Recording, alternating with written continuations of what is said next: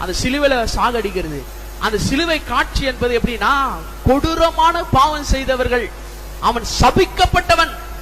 சிலுவையில ஒருவனை பார்க்கும் பொழுது இவன் சபிக்கப்பட்டவன், இவன் ஏதோ பாவம் செஞ்சிருக்கிறான், இவனை முப்பாட்டர்கள் இருந்து பெரிய பாவிகள், அதனாலதான் நீ சிலுவையில தொங்குறான் அப்படின்னு யாரு எல்லாம் பாக்குறாங்களோ அவங்க எல்லாம் அது நினைக்கணுமா, அது அந்த அர்த்தமா. அது இயேசு கிறிஸ்து என்ன பாவம் செய்தார்? அவர் நன்மை செய்கிறவராகவே சுத்தி திரிந்தார், எந்த தீமை செய்யல, நன்மையே தான் செய்தாரு.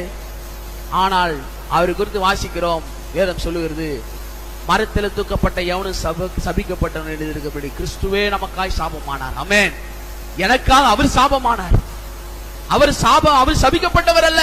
என்னுடைய சாபத்தையும் என்னுடைய வியாதியும் என்னுடைய வறுமை என்ற தரித்திரத்தையும் அவர் கல்வாரி சிலுவையிலே சுமந்தார். நற்செய்தி. இன்றைக்கு அவர் எனக்காக எல்லாத்தையும் செய்து முடித்து எனக்கு திரும்ப எனக்கு ரிப்பெண்ட் ஆயிட்டார். மனம் திரும்புங்கள். என்ன, நான் எல்லாவற்றையும் ஏற்படுத்திட்டேன், உங்களை பாவத்திலிருந்து விடுதலாக்கிட்டேன், நீங்களை நீதிமானாய் மாற்றத்துக்கு என்ன வேணா செய்யணுமோ எல்லாவற்றையும் நான் ஆயத்தமாக்கி விட்டேன், எல்லாமே முடிந்தது. அல்லேலூயா. எல்லாம் முடிந்தது. இன்றைக்கு நீங்கள் என்னென்ன வர முடியும், நீங்கள் என்னை விசுவாசித்தால் பிதாவண்ட போக முடியும். திரும்ப நீங்க பழைய வாழ்க்கைக்கு வாருங்கள். அந்த பழைய ஏதேனில் இருந்த அந்த ரிப்பெண்ட், மனம் திரும்பி வாருங்கள் என்று கர்த்தர் நமக்கு அழைப்பு கொடுக்கிறார். அல்லேலூயா. இதான் சுவிசேஷம். அததான் அப்போஸ்தலன் பவுல் சொல்றாரு, அதுதான் உங்களுக்கு உண்டாக வேண்டுமா, அதுக்கு நீங்க மனம் திரும்ப வேண்டும். அதுதான் சொல்லிட்டு சொல்றாரு, அவரை உன்னதங்களிலே 21ஆம் வசனம், அவரை உன்னதங்களிலே தம்முடைய வலது பார்சத்திலே உட்காரும்படி செய்து எல்லாவற்றையும் அவருடைய பாதங்கள் கீழ்ப்படுத்தி எல்லாவற்றுமா நிரப்பவருடைய நிறமாகிய சபைக்கு, எல்லாம் சொல்லுங்க சரீரமான, எல்லாம் சொல்லுங்க சரீரமான. அல்லேலூயா. இது யாரை குறித்து சொல்லுகிறது? நம்மை குறித்து சொல்லுகிறது. ஆமென். இது எல்லாத்தையும் எதுக்கு செய்தாரா? ஏன் இதெல்லாம் செய்தாரு? ஏன் இவ்வளவு ஜெயித்தாரு?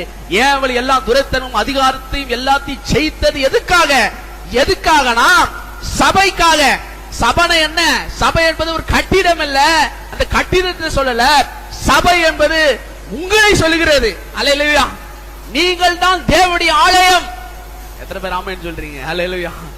உங்களுக்காக, சபைக்காக என்னும்போது அது உங்களை குறிக்கிறது, உனக்காக. அது அந்த இடத்துல உங்க பேரை போட்டுக்கிட்டு எனக்காக இயேசு ஜெயித்தார். அப்ப ஜெயித்தது என்னுடைய வெற்றி. இந்தியா ஜெயிச்சா இங்க கொண்டாடுறாங்க, இங்க பட்டாசு வெடிக்கிறாங்க. ஏன்? அவங்க தானே விளையாடுனாங்க, அவங்க தானே ஜெயிச்சாங்க. நான் ஏன் பட்டாசு வெடிக்கணும்? நான் ஏன் அதை கொண்டாடணும்? ஏன் குதிக்கணும்? ஏனென்றால் அது என்னுடைய வெற்றி. அல்லேலூயா. இயேசு ஜெயித்தது என்னுடைய வெற்றி. எத்தனை பேர் விசுவாசிக்கிறீங்க? அல்லேலூயா.